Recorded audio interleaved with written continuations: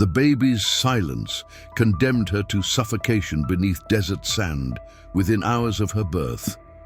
When Takoda's hands broke through the earth and found her still breathing, he didn't know he was saving the girl who would one day force her executioners to face what they buried. Before we continue, don't forget to subscribe to the channel, like the video, and comment where in the world you're watching from. Let's go.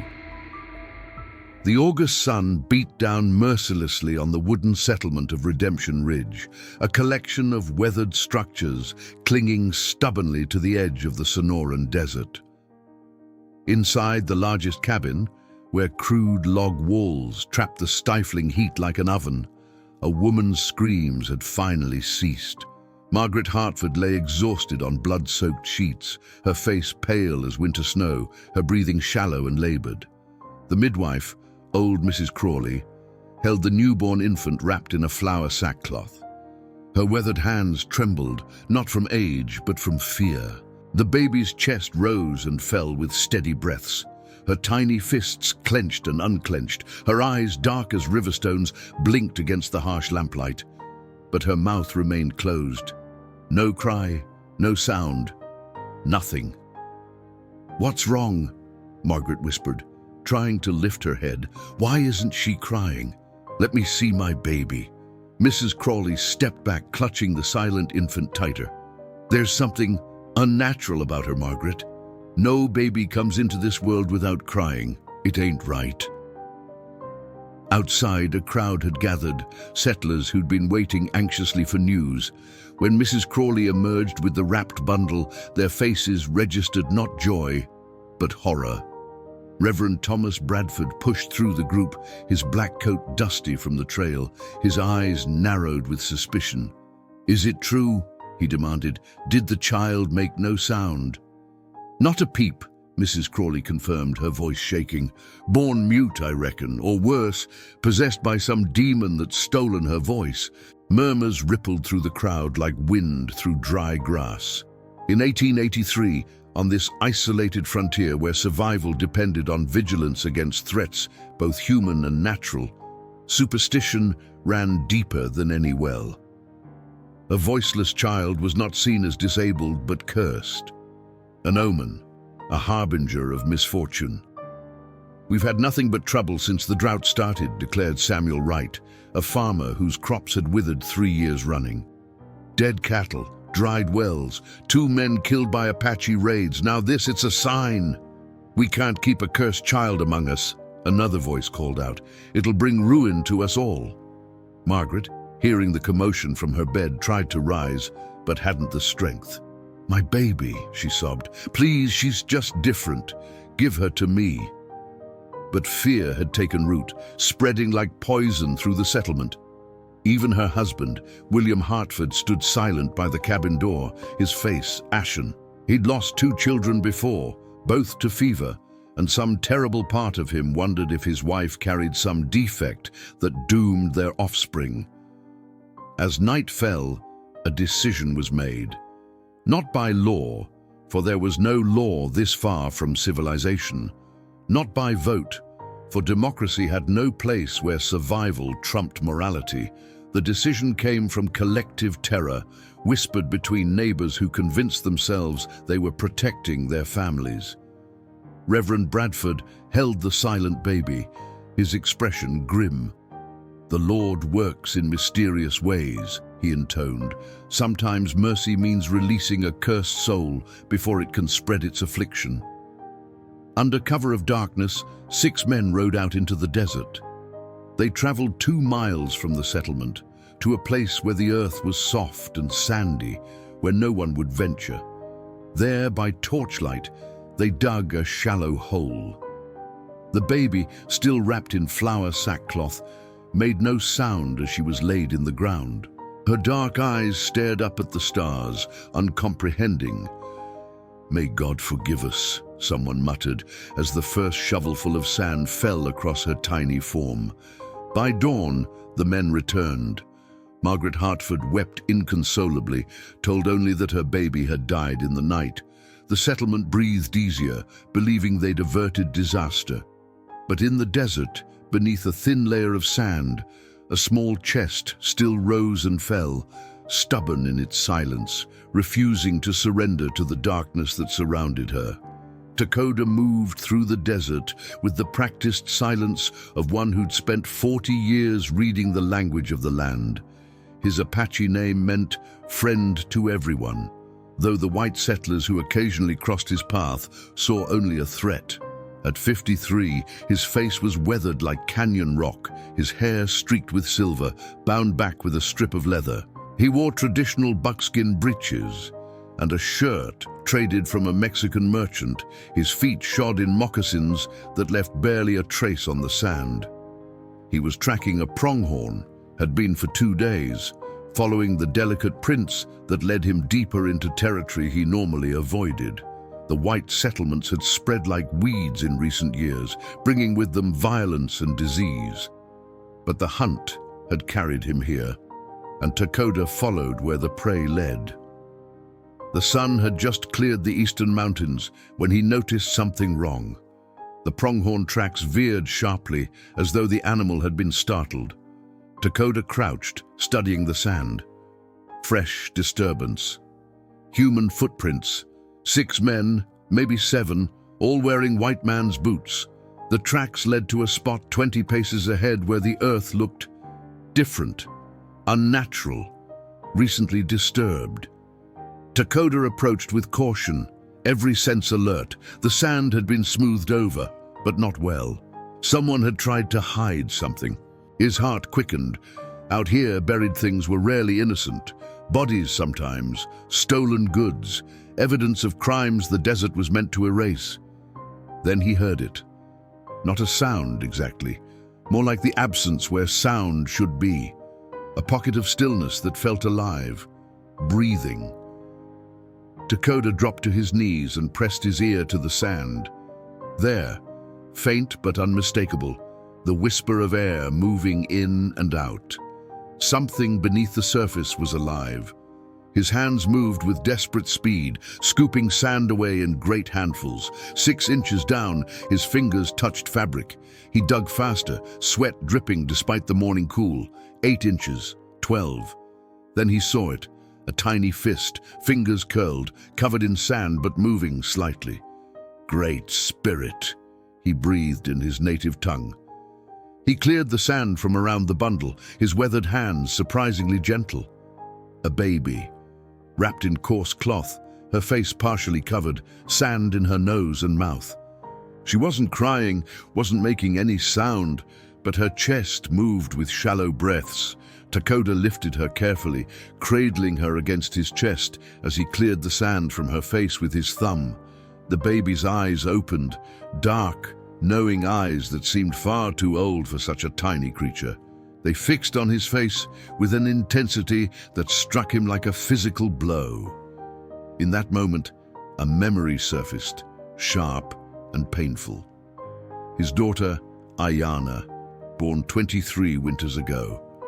She'd been deaf, unable to hear the songs her mother sang or the stories Takoda told.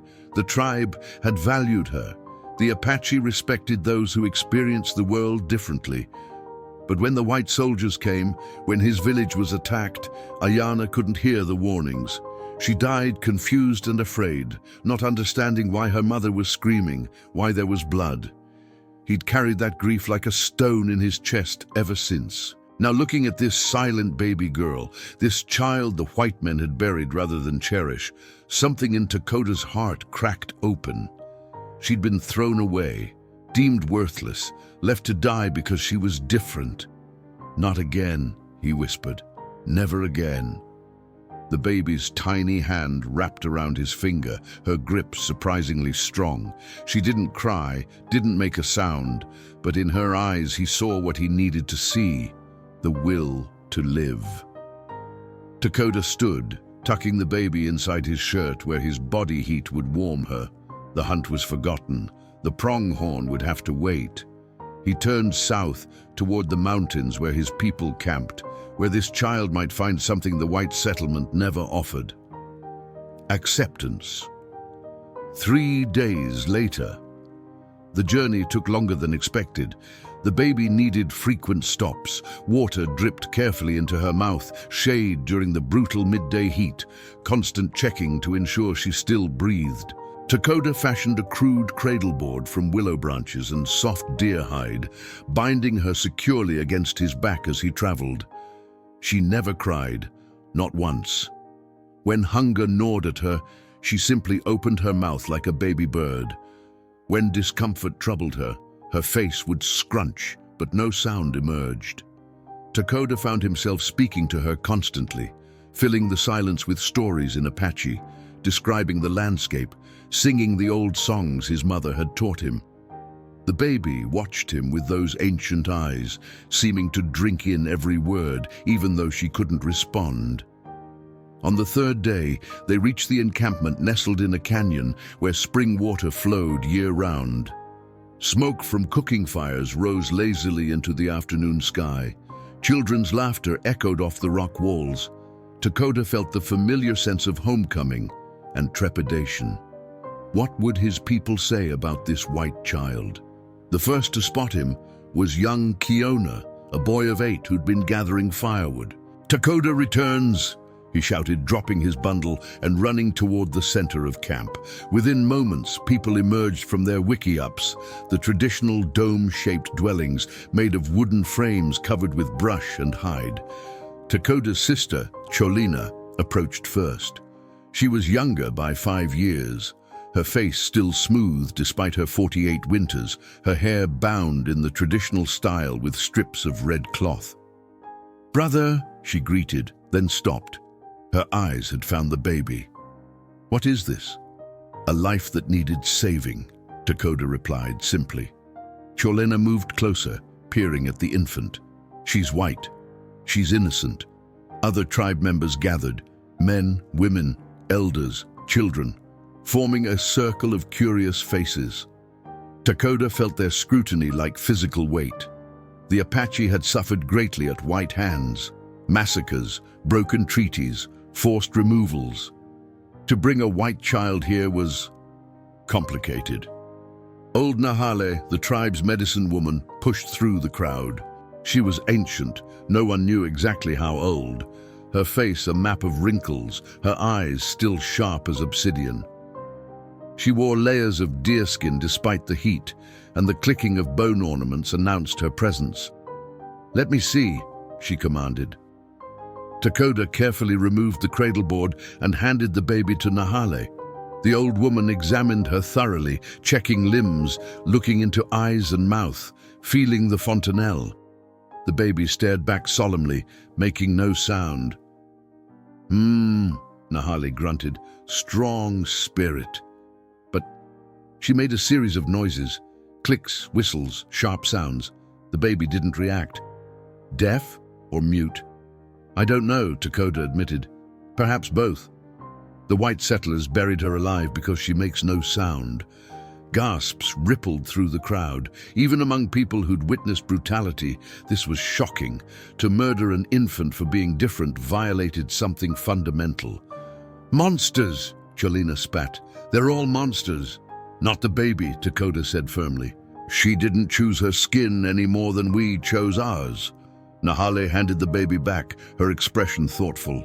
"She has a warrior's eyes.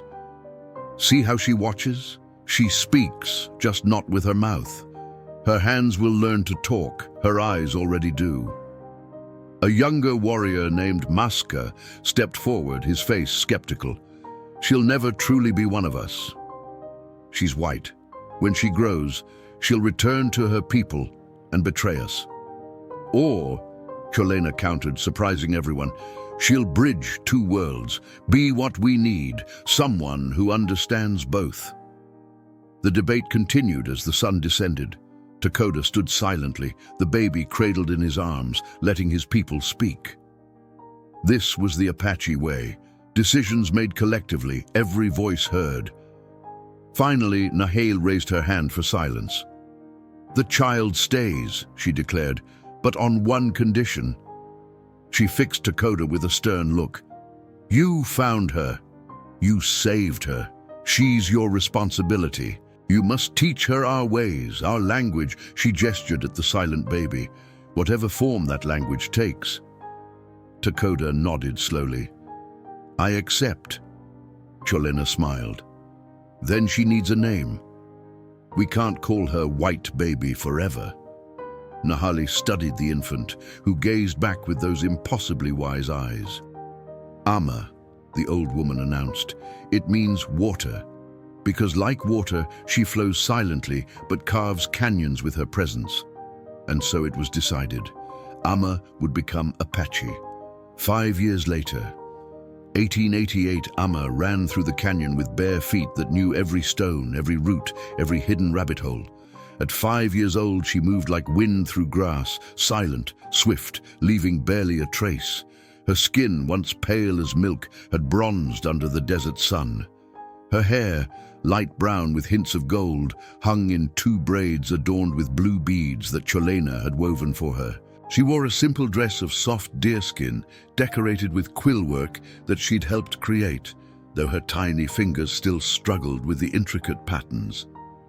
Around her neck hung a small leather pouch containing a stone with a hole through its center, her protection charm, blessed by Nahal. Behind her, 3 Apache children gave chase, laughing and shouting. But Ama couldn't hear their calls. She navigated by watching shadows, feeling vibrations through the earth, reading the world through senses that had sharpened to compensate for those she lacked. She couldn't hear, she couldn't speak, but she'd learned to communicate in ways that sometimes seemed more powerful than words. Ama spotted Takoda sitting beneath a juniper tree, working on a new bow. She ran to him, her face bright with excitement. Her hands flew in rapid gestures, the sign language that Nahale and Takoda had developed specifically for her, combining traditional Apache signs with innovations of their own. Father, she signed, the gesture touching her forehead, then her heart. Rabbit, her hands mimicked ears, then quick running. 3. She held up 3 fingers. That way. She pointed toward the eastern ridge. Takoda's weathered face creased with pride. You tracked them, he signed back, his movements more deliberate than hers. Ama nodded vigorously. She dropped to the ground and began drawing in the dust.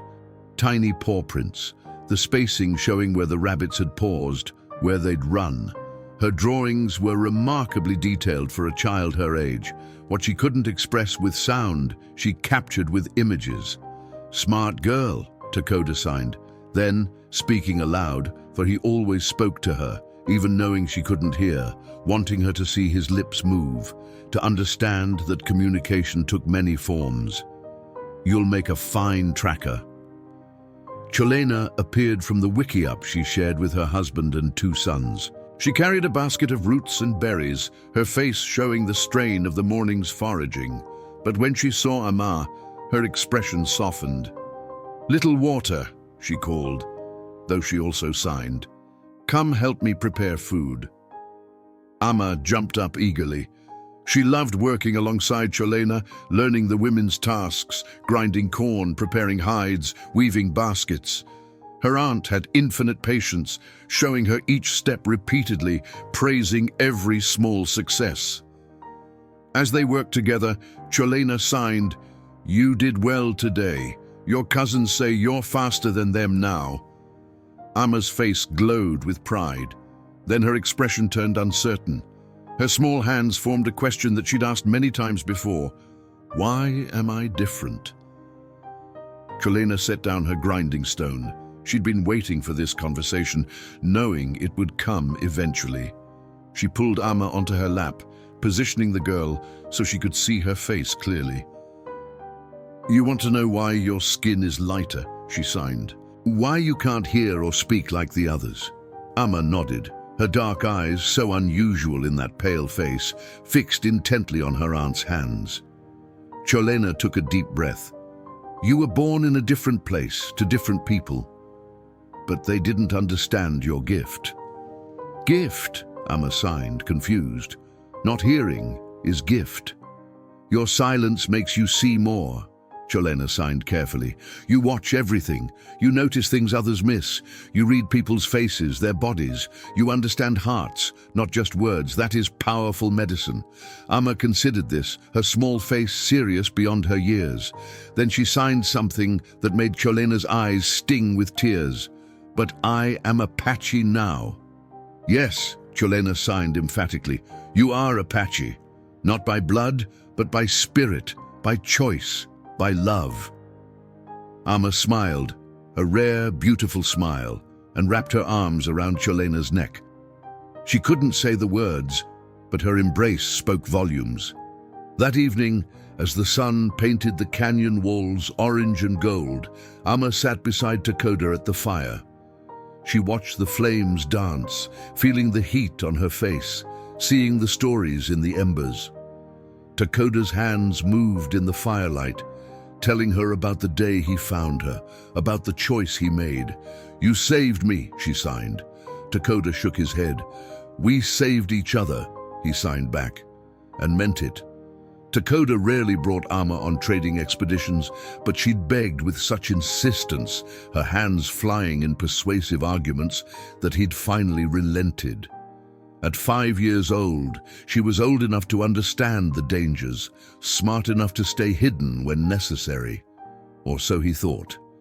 They approached the trading post at dawn, when few travelers stirred.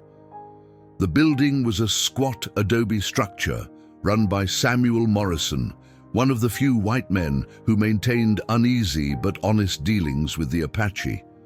Takoda needed ammunition, flour, and the steel needles that Cholena favored for her quill work. Stay close, he signed to Amma. Stay quiet. He almost smiled at the second instruction. She was always quiet. Amma nodded solemnly. She wore a blanket draped over her head and shoulders, partially concealing her face. Takoda had learned that her light skin drew attention, questions, suspicion. Better to keep her hidden. Inside, Morrison looked up from his ledger. His eyes flicked to Amma, then back to Takoda. Morning, Takoda. What brings you? They conducted business quickly, efficiently. Morrison was fair, didn't cheat the Apache like some traders did, but he wasn't friendly, just practical. Amma watched everything with wide eyes, fascinated by the shelves stocked with goods she'd never seen. Glass jars of candy, bolts of colorful fabric, tools that gleamed with newness. Then the door crashed open. 3 men stumbled in, clearly drunk despite the early hour. Their clothes were trail-worn, their faces unshaven, their eyes bloodshot. The lead man, tall with a scar cutting through his left eyebrow, carried a rifle loosely in one hand. "Morrison," he bellowed, "we need whiskey." "Don't care what kind." "Don't sell liquor before noon, Jensen," Morrison replied calmly. "You know that. Then we'll take it." Jensen's eyes swept the room and landed on Takoda, his expression hardened. "The hell's a savage doing in here?" "Trading, peacefully, same as anyone." Morrison's hand moved subtly toward the shotgun he kept beneath the counter. Jensen sneered. "Peaceful? These animals killed my brother at Red Mesa. Ain't nothing peaceful about 'em." Takoda remained still, his face expressionless. He'd learned long ago that reacting to such provocations only made things worse. His hand found Amma's shoulder, pulling her slightly behind him. But Jensen had seen her. "What's this?" He stepped closer, yanking the blanket from Amma's head. "You got a white child?" Amma stared up at him, her face calm despite the man's aggressive posture. She couldn't hear his words, couldn't understand the danger, but she read his body language, the tension, the anger, the potential for violence. "Where'd you steal her from?" Jensen demanded, reaching for Amma. Takoda moved faster than seemed possible for a man of 53, positioning himself between Jensen and the child. He signed to Amma without looking away from the threat. "Run. Hide. Now." But Amma didn't run. Instead, she did something that surprised everyone. She stepped around Takoda and looked directly at Jensen. Her small hands moved in gestures, not Apache signs, but universal ones. She pointed to Takoda. then touched her heart. She pointed to herself, then made a sweeping gesture encompassing the trading post, the land beyond, everything. Then she shook her head firmly. "He is my father. I am home. I am not stolen." Jensen stared, confused by the silent defiance. "The kids are mute." Morrison spoke up. "She's deaf and mute, been with the Apache since she was an infant. She's not stolen, Jensen, she's adopted." "Adopted?" Jensen spat. "That's white skin, white blood. She belongs with her own kind." "Her own kind," Takoda said quietly in English, his first words of the encounter. "Buried her alive and left her to die in the desert. I dug her up. I saved her.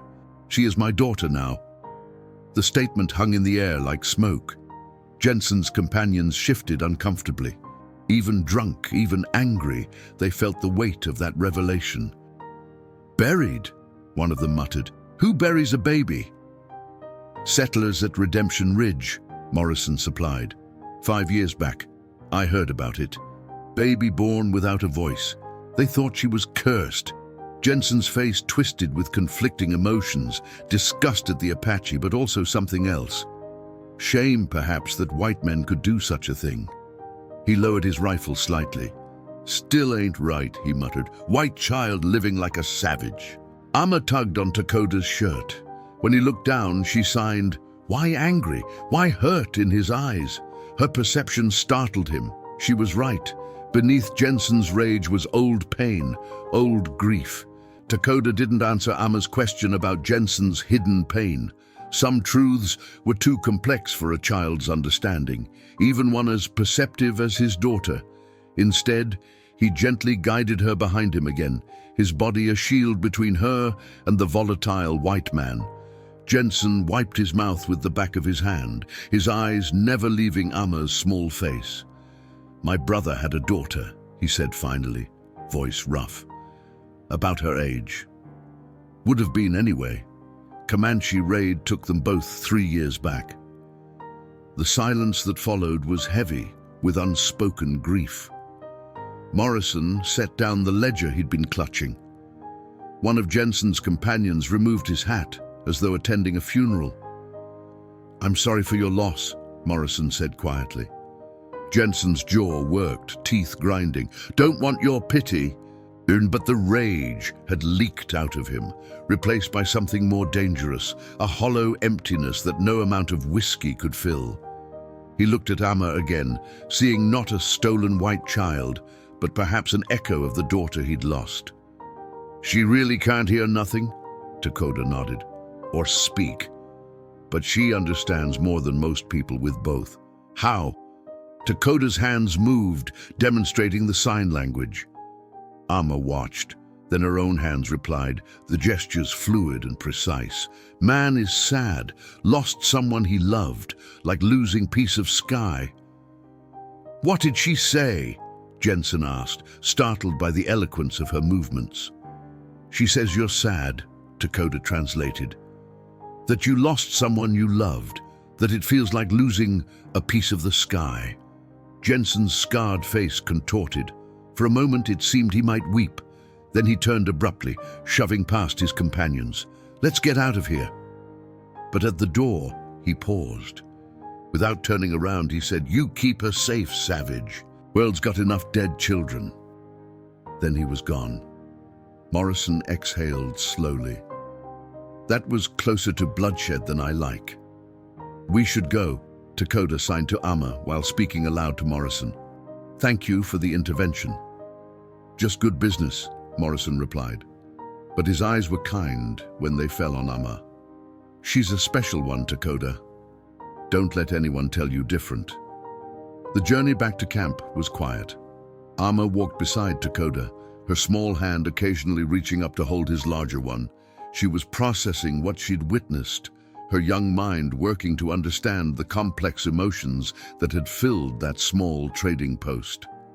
Finally, she tugged on his sleeve. "Why do they hate us?" Takoda stopped walking. They stood on a ridge overlooking a valley painted gold by the afternoon sun. He knelt so his eyes were level with hers, so she could read his lips as well as his hands. "Fear?" he signed and spoke simultaneously. They fear what they don't understand. They've lost people to raids, to disease, to violence. So have we. Pain makes people angry. Anger makes them cruel. But you're not angry, Amma signed. You lost your daughter, lost your wife. Still, you saved me.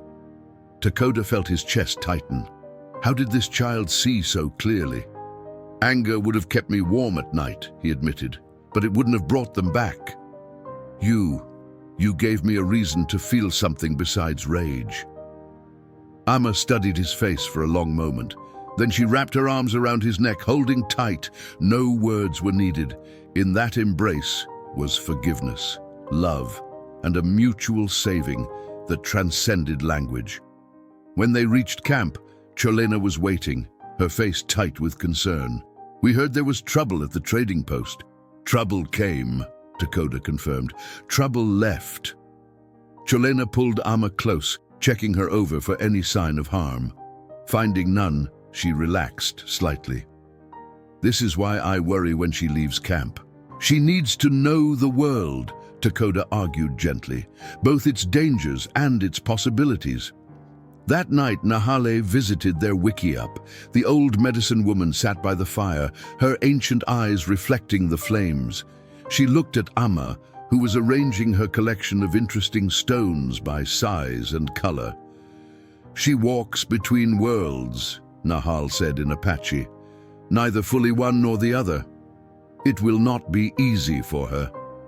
Nothing worthwhile ever is, Takoda replied. Nahale nodded slowly. True. But Takoda, the day will come when she must choose, Apache or white. When that day arrives, you must let her decide with her own heart. Takoda watched Amma, his daughter in all ways but blood. I know, he whispered, I know. Amma moved through the canyon with the grace of a mountain lion, her body no longer that of a child, but of a young woman on the threshold of adulthood. At 13, she stood nearly as tall as Cholena, her frame lean and strong from years of desert life. Her skin, bronzed by the sun, bore the marks of her adopted people, ritual tattoos on her wrists that signified her coming-of-age ceremony, scars from climbing and hunting, calluses from endless work with leather and stone. She wore her hair in the traditional Apache style now, parted down the middle and flowing loose past her shoulders, held back with a beaded headband that Nahale had blessed. Her dress of soft buckskin bore intricate quill work that told her story, symbols of water for her name, a figure being lifted from the earth for her rescue, a hand for the language she'd mastered. Today, she tracked with 3 young Apache warriors, including Cholena's eldest son, Kuruk, who'd become like a brother to her. They hunted deer in the high country, moving in practiced silence. Well, they moved in silence. For Amma, silence was eternal. But she'd learned to read the wind, to feel vibrations through the earth, to notice the slightest movement in her peripheral vision. She spotted the deer first, a young buck perfect for the coming feast, and signed to the others.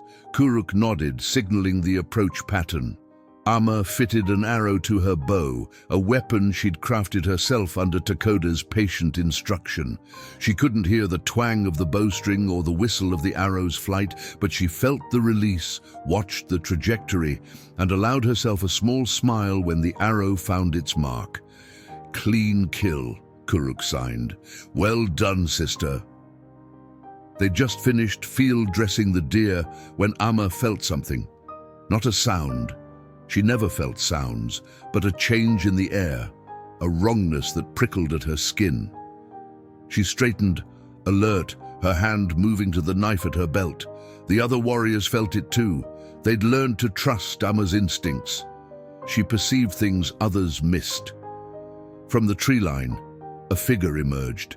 A white woman, maybe 30 years old, dressed in the practical clothing of a frontier settler.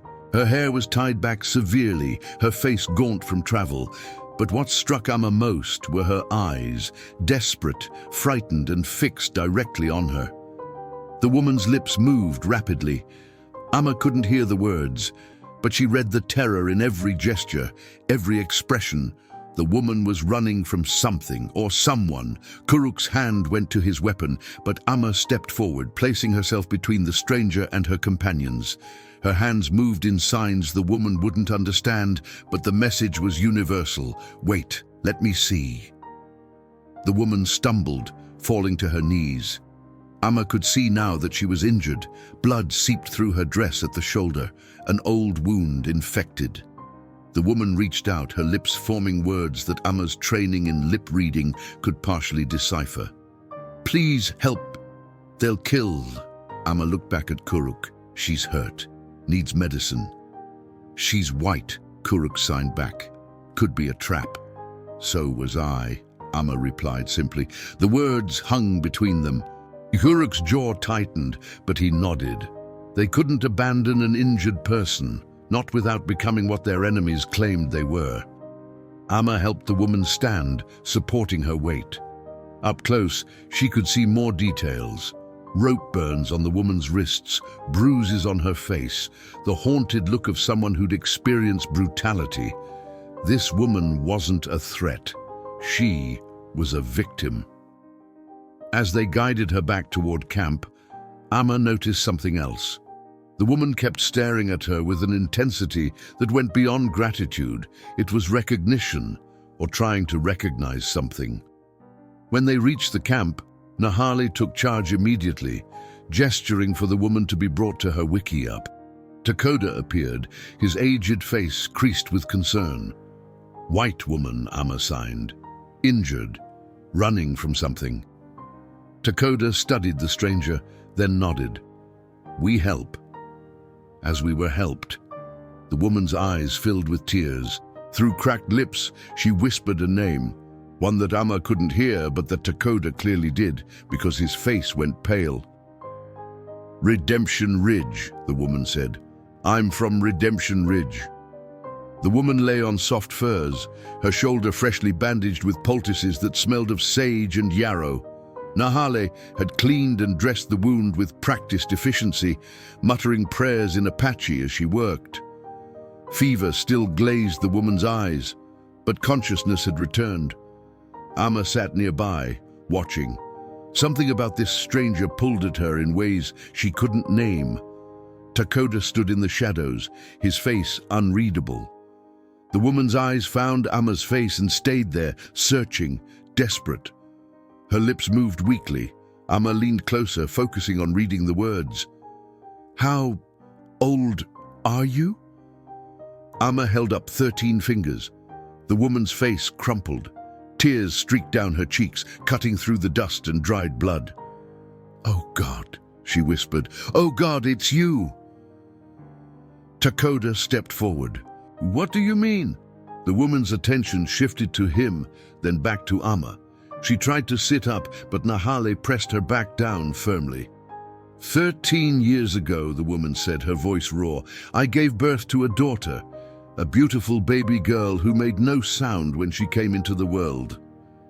Amma's heart began to pound. She felt it in her chest, in her throat, in her temples.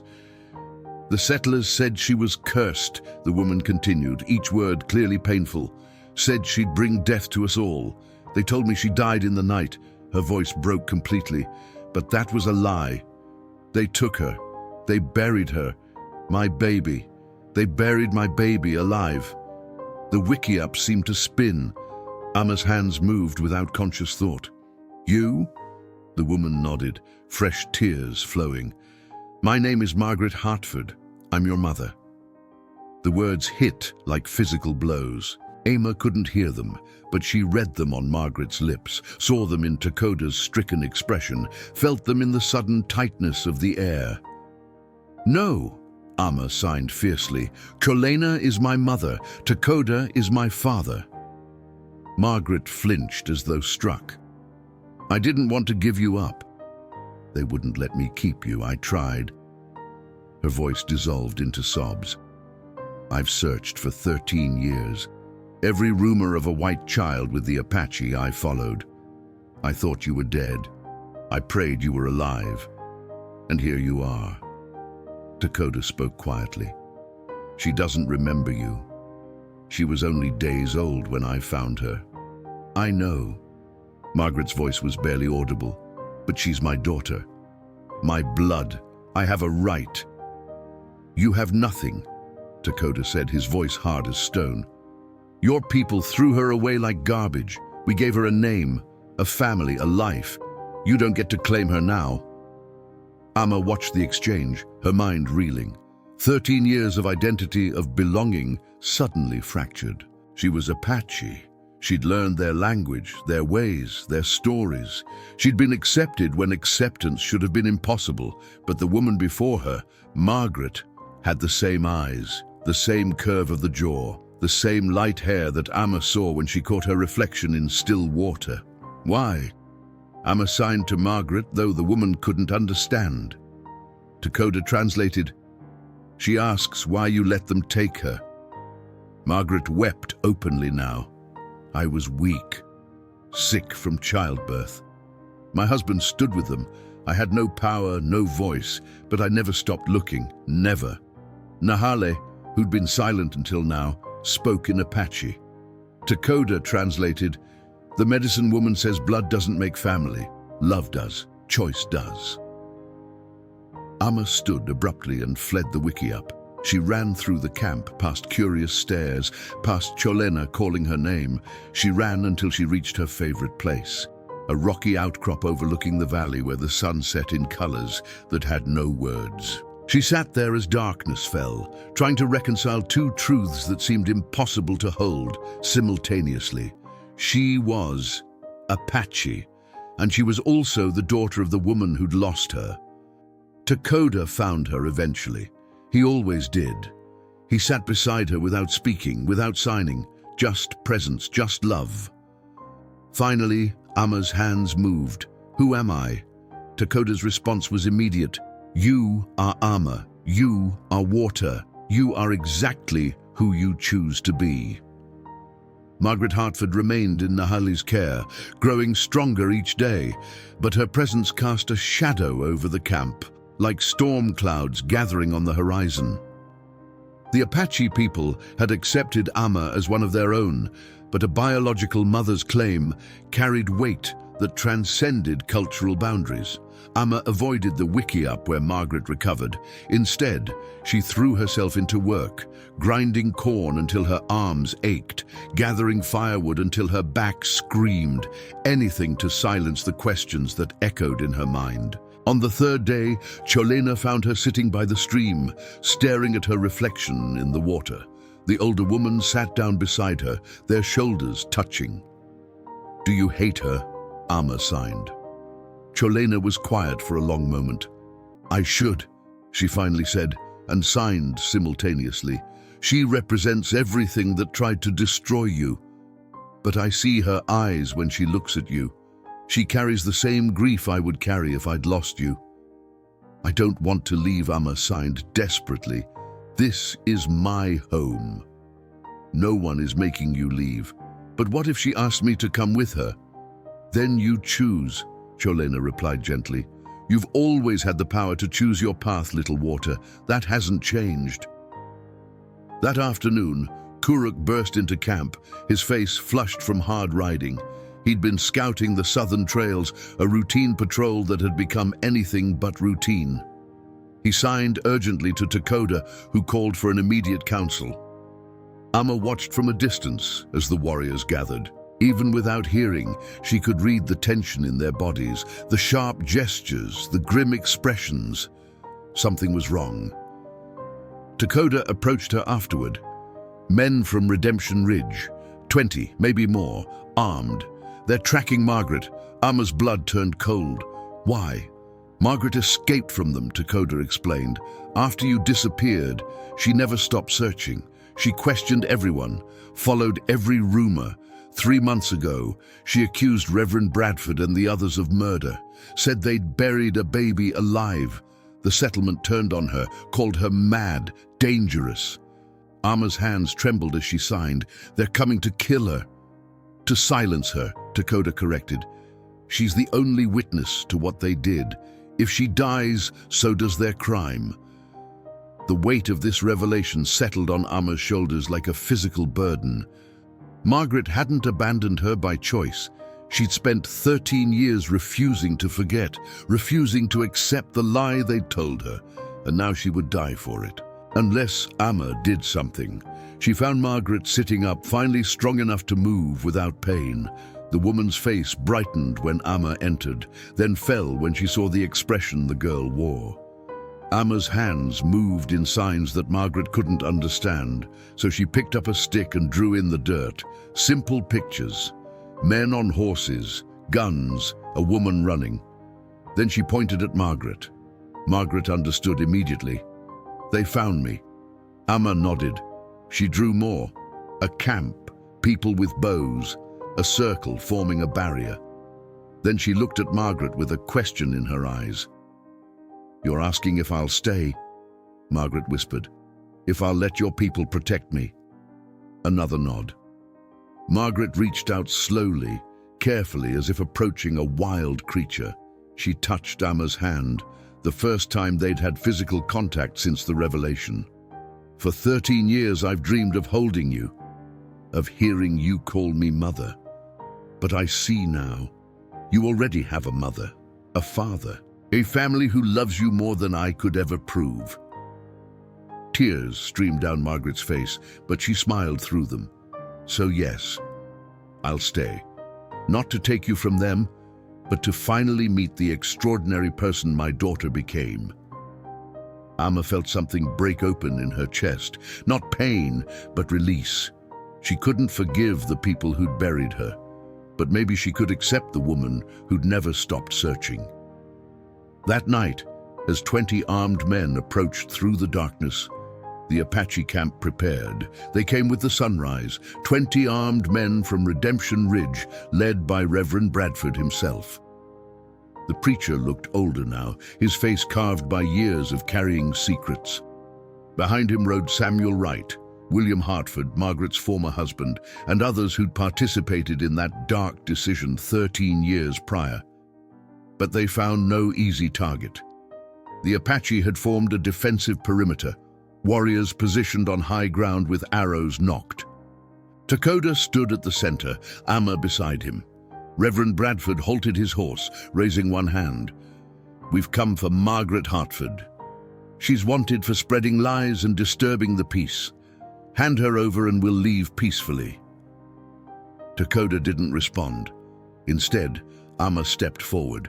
The movement was so unexpected that several men reached for their weapons. But she carried no arms, only a piece of charcoal and a large, flat piece of white bark. She began to draw. Her hands moved with the precision that 13 years of silent observation had honed. She drew a baby, tiny, wrapped in cloth. She drew men with shovels. She drew earth covering the infant. Then she drew hands digging, a man lifting the baby out.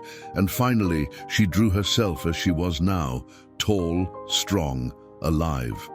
The men shifted uncomfortably. Some recognized what they were seeing. Amma held up the bark so everyone could see. Then she pointed to herself, to Takoda, to the camp behind her. Her message was clear without a single word spoken. "You buried me. He saved me. I am the proof of your crime." Reverend Bradford's face had gone white. That's impossible. The child died." Margaret emerged from Nahali's wiki-up, leaning on Chelena for support. "She didn't die," she called out, her voice carrying across the clearing. "You left her to die. But this man, this savage you hate so much, he showed more humanity than any of you." William Hartford stared at Amma, recognition dawning slowly. "Margaret, that can't be—" "Look at her eyes," Margaret interrupted. "Look at her face." "She has my eyes, William, your chin. She's our daughter, the one you helped murder." The shame that rippled through the men was almost palpable. Some lowered their weapons, others looked away, unable to meet Amma's steady gaze. "We thought—" Samuel Wright began, then stopped. There was no justification, no excuse that could cleanse what they'd done. Amma moved to Margaret's side. For a long moment, she simply looked at the woman who'd given her life, then fought to find her again. Then Amma did something remarkable. She took Margaret's hand and placed it over her heart. With her other hand, she pointed to Takoda, to Kolena, to the Apache people surrounding them. "You gave me breath," her gesture said. "They gave me life. I honor both." Margaret sobbed openly, understanding the gift she was being given, not the return of a daughter stolen, but the acknowledgement that love transcended blood. Nahale stepped forward, her ancient voice carrying surprising strength. Through Takoda's translation, she spoke, "This girl has walked between two worlds her entire life." Silent, but not voiceless. "Tonight, you return to your settlement. You will tell everyone what happened here. You will speak the truth you buried in that desert, and you will leave Margaret Hartford in peace, for she has found her daughter, and her daughter has chosen her people." The Reverend looked at his men, then back at Amma. Perhaps he saw what Takoda had seen 13 years ago, a spirit too strong to be broken by silence or sand or shame. "We'll go," he said finally, "and we'll speak true." As the men rode away, Amma watched them disappear into the desert sun. Margaret stood beside her, not claiming her, just being present. Takoda's hand rested on Amma's shoulder. "Who am I?" Amma had asked. Now she knew. She was Amma, the water that carved canyons with silent persistence. She was Apache by choice, by love, by the life she'd built with hands that spoke louder than any voice. She was the bridge between worlds, the girl who'd been buried but refused to stay dead, the living proof that family is not defined by blood or sound, but by those who choose to dig you out of darkness and teach you to thrive in the light. And that was enough.